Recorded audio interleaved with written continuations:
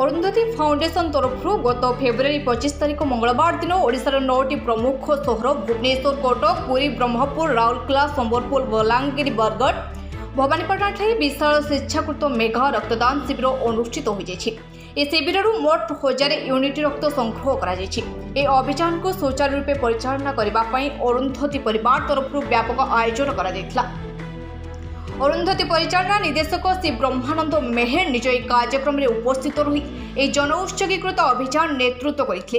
पंचतत्व विहीन मनुष्य कायर परिकल्पना संभव नुहे, ठीक से रक्त बिना मनुष्य शरीर धारणा असंभव। चंद्रपृष्ठ जल संधान विज्ञापन पक्षे संभव किंतु रक्तर विकल्प आज भी अत्याधुनिक विज्ञान पक्षे अपहुंच। तेणु अरुंधति परिवार तरफ एपरी निष्पत्ति नेबार सबु महले प्रशंसा कर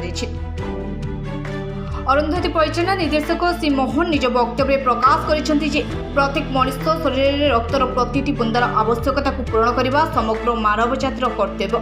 आम मैंने समस्ते यह जिनिस को हृदगम करने ए दिगरे कार्य कले अनेक मूल्यवान जीवन को बंचाई पारिबा। अरुंधति परिवार यह उद्यम समाज एक उदाहरण और अभियान सामिल होइथिबार समस्त को हृदगम अंतरत धन्यवाद। जय जगन्नाथ। आज अरुंधति परिवार तरफ all Odisha mega blood donation camp ओडिशार 9टी प्रमुख सहर में आयोजन करा जायछि। एही मेगा ब्लड डोनेशन कैंप माध्यम रे आमे 1000 यूनिट रु ऊर्ध्व रक्त संग्रह करने ऑलरेडी पंजीकृत कर सारीचु।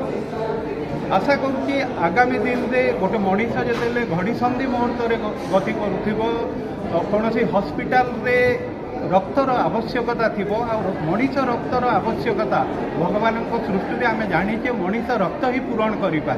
सो से रक्तर आवश्यकता को ठीक घड़ी संधि मुहूर्त आगामी दिन में यही 1000 यूनिट रु ऊर्ध्व संग्रहित करा जो लक्ष्य रखा जाइए आज रक्त मनीष काम आसो आ जो माने सामाजिक दायित्वबोध आ मानविकतार आज अभियान में सामिल हो आशीर्वाद प्रदान करिसेंति। मु समस्त को मो हृदय अंतर कृतज्ञता ज्ञापन करुच्ची, धन्यवाद अर्पण करुच्ची। महाप्रभु जगन्नाथ पाखे प्रार्थना करुच्ची समस्त चलापथ को कुसुमित करंतु, समस्त को आशीष प्रदान करंतु।